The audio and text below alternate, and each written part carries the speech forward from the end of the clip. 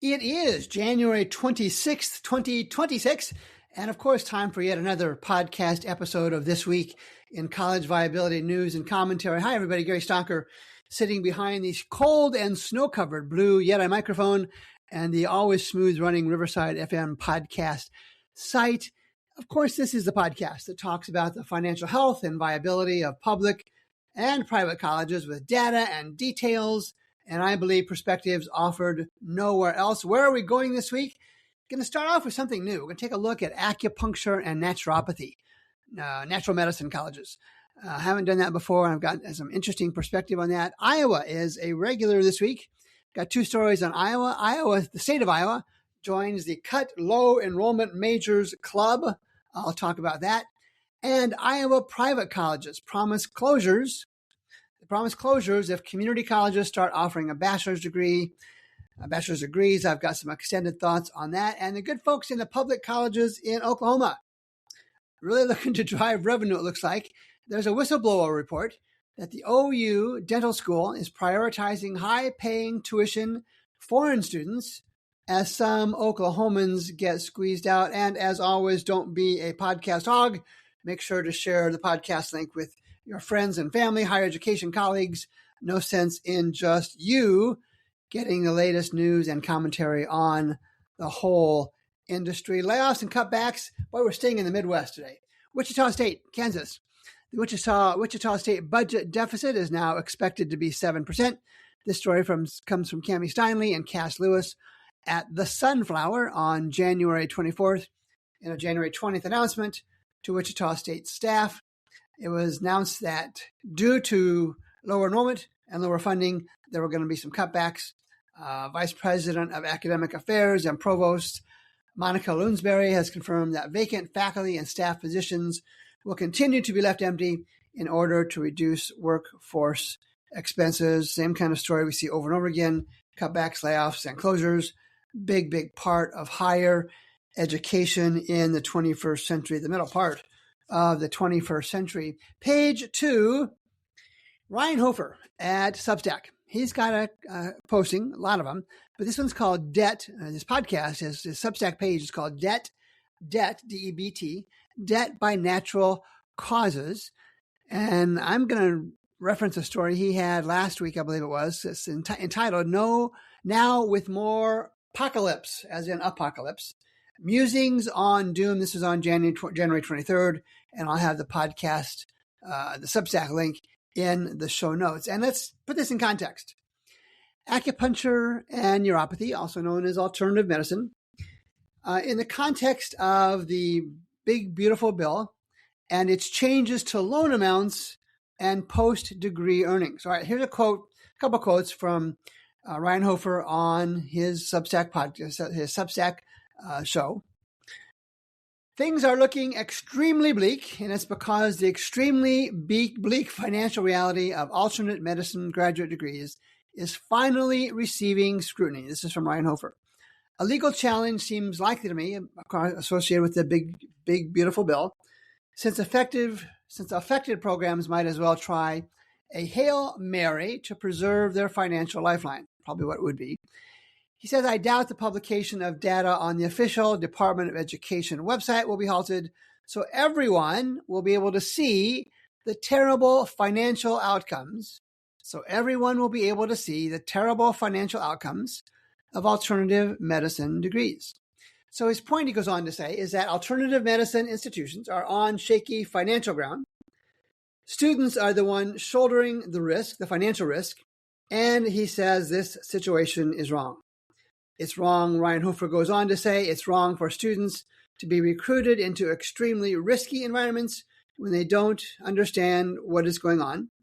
When a school closes in an orderly fashion, staff have time to look for a new job and apply for unemployment. Assets can be sold to fund liabilities and severance packages. Students, Mr. Hofer contends, on the other hand, get their entire life thrown up in the air, incomplete degrees, lifelong debt, and much more. He goes on to conclude, I don't think, this is Ryan Hofer, I don't think most alternative medicine programs will last past the year 2027 through 2028, even if they can adapt to the July 2026 loan caps and the July 2027 earnings tests for transparency. Now, Ryan Hofer writes a lot, and I mean a lot, about alternative medicine colleges.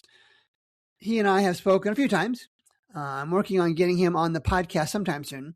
And his general theme, like he just referenced, his general theme is these alternative medicine degrees cost too much, and those who earn the degrees have actual income levels well below what those colleges promise.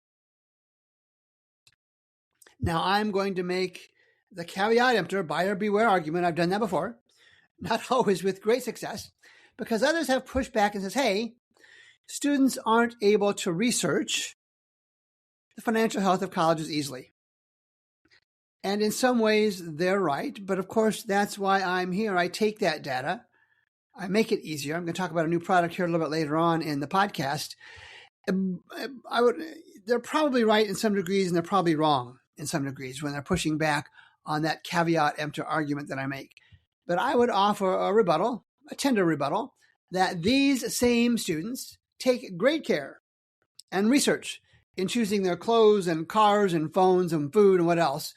And I understand those are comparatively simpler purchases. It appears reasonable that the big, beautiful bill changes will have an unintended consequence of making it harder for students to select some majors because of loan limits, and colleges will have to pull back from degrees with weak earnings history. This applies to all majors at all colleges, but this alternative medicine education industry appears to be in particular trouble. To Iowa we shall go. The University of Iowa considers cutting low enrollment majors. Now, low enrollment is different than low completion. So I track on the 2026 College Majors Completion app actual majors completions. Low enrollment is different.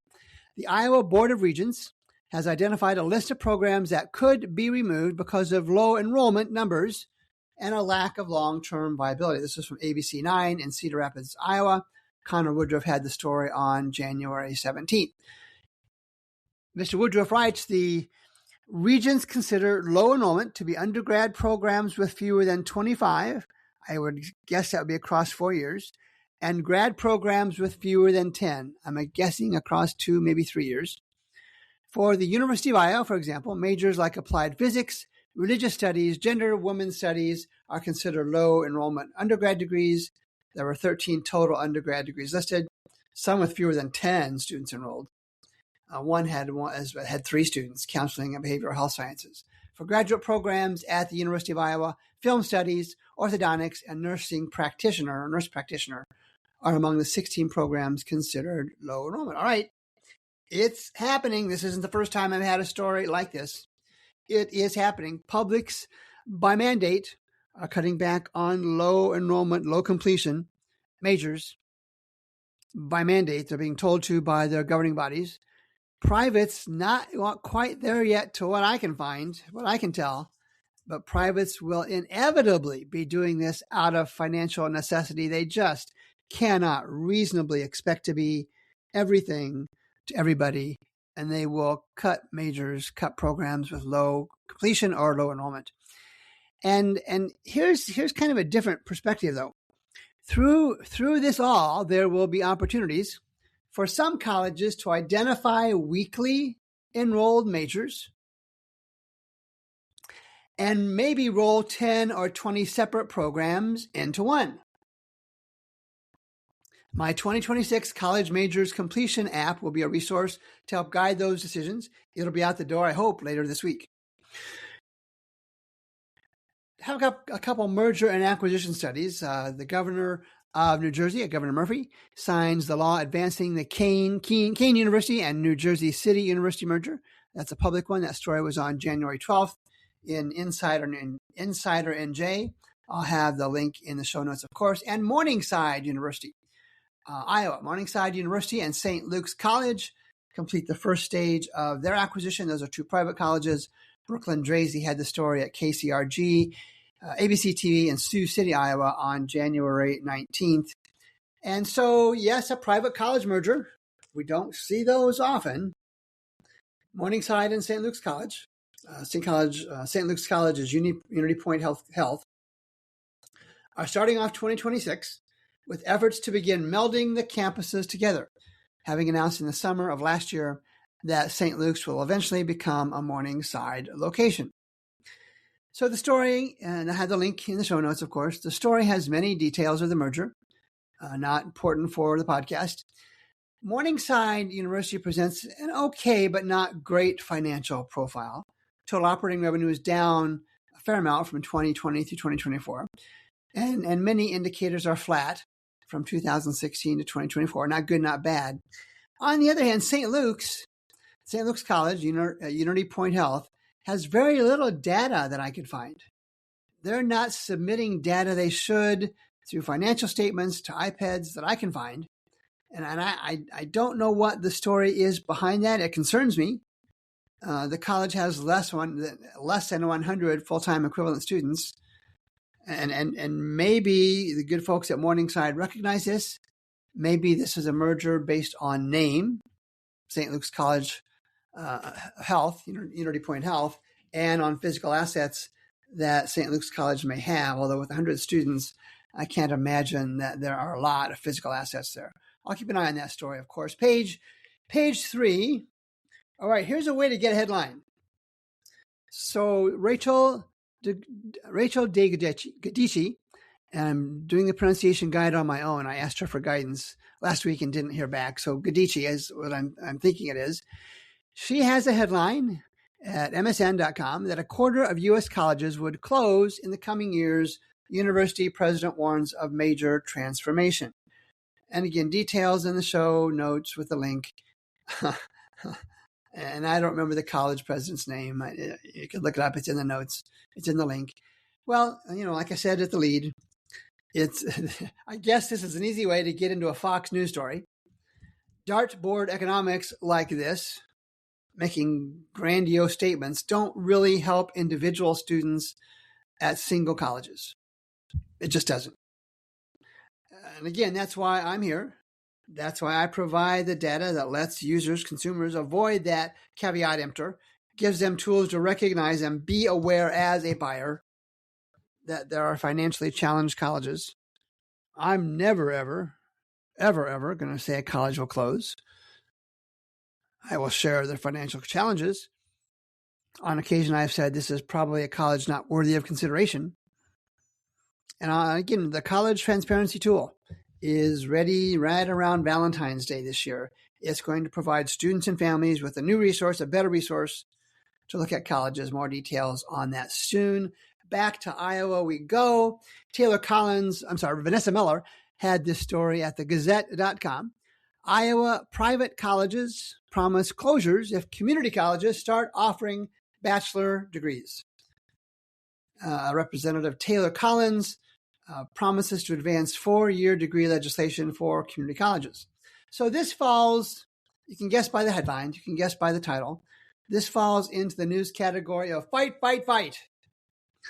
Community colleges want to offer bachelor degrees, and justifiably, private colleges have a great fear of that happening and its impact on their financial health and viability. It makes sense. They can fight all they want. We're just going to report on it here. The big picture view, though, here is what happens if community colleges in Iowa, and it's already happening in other states in the country, if community colleges in Iowa and other parts of the country continue to increase the number of majors and bachelor degrees offered. I think what will happen is each state will build on the momentum of community colleges from other states to offer these programs. Best bet here in late January 2026, best bet is that politicians will be mostly supportive of those public entities offering bachelor's colleges. So, of course, the impact on private colleges is not good. But again, looking beyond that, if that were to happen, as more private colleges close, and they're going to close whether community colleges pick up bachelors or not, as more privates close, community colleges will have more opportunities to add more majors, add additional majors, and even scoop up the faculty from closed private colleges to teach those new majors. Think about that for a moment. Page 4, Oklahoma. They're running a business. I understand that. But there's a whistleblower there that says the OU Dental School is prioritizing high tuition foreign students as some Oklahomans get squeezed out. Ray Carter at the Oklahoma Council of Public Affairs had this story on January 21st. Link in the show notes. Okay, so the focus here is on OU's dental school program, right? Here is some from Mr. Carter's story. In recent years, the University of Oklahoma has significantly increased its reliance on out-of-state and international students. These students will be charged who can be charged significantly higher tuition rates than Oklahoma students. For the last 2 years, the majority of OU's freshman class has consisted of non-Oklahomans and out-of-state and international students, and they've accounted for something like 70+% of freshman enrollment growth since 2014. In practice, Mr. Carter writes, in practice, that means many American students are turned away even as a growing number of spots are reserved for foreign trained students each year. Again, context is OU Dental School. This is from the whistleblower. Because demand for these dental school slots far exceeds the supply of slots available, U.S. students may have to apply to the OU program multiple times across several years before being admitted, even if they are admitted at all. And once U.S. students are in the OU dental program, international students can indirectly detract from the quality of instruction that other students receive. This is according to the whistleblower, due to language barriers and lower quality preliminary training in some foreign schools. Lower quality preliminary training, the whistleblower said foreign students often take up a disproportionate amount of OU instructors' times, which has a negative impact on training for U.S. students in the program. I got to guess there's a lot of subjectivity into that assessment.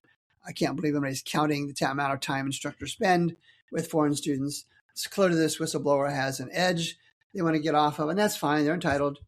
So OU, of course, as you would expect, OU defended the practice and indicated that plans are to increase enrollment opportunities for domestic students. Of course, they would say that. And this is not the first time that OU has popped up on this show's radar. There appears to be a concerted effort at OU to drive revenue, and nothing generally wrong with that, except, of course, it's a publicly funded university. It is, at best, a bad PR look, even if it is a good and successful financial tactic. And like all good things, here's something else to think about. Like all good things, other public universities will almost certainly copy the OU model. And it begs for now the rhetorical question, when does this become a national issue? And let's do a wrap going back to math and something, a podcast show I posted on Beyond the College Busher a couple weeks ago. There's a plot out there, all right? Conspiracy theory coming up here. There's a plot out there to make six equal 4. And of course, I'm talking about graduation rates, 6 years versus 4 years. Over the weekend, as we were finishing up our product review of the new college transparency tool, I went to the site niche.com, Niche.com. It is effectively a marketing resource for colleges. For colleges here. It's a marketing resource for colleges, yet it calls itself a site that can help students find colleges. All right, I'm not going to argue with the premise. Their primary source of income, though, at niche.com is not students. It is the fees they receive from colleges. They also have programs from something called Niche Direct Admissions, and they also sell leads from students going to their site to colleges. So they make money. Again, nothing wrong with that. But it begs the question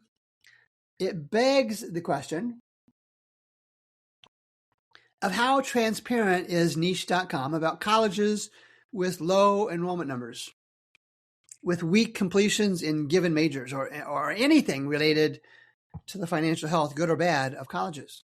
They don't. Not that I can find. And I will use this graduation rates to make my point. The niche.com website lists in quotes graduation rates, 2 words, graduation rates.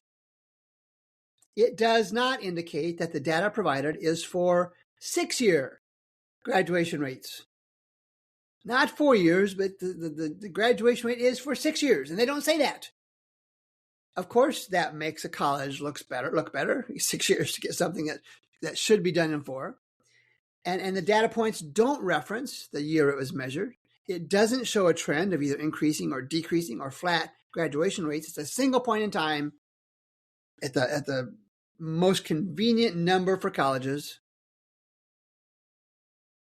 And just think about the opportunity costs from 4 years to 6 years. I've talked about that before. I'm not going to do that today.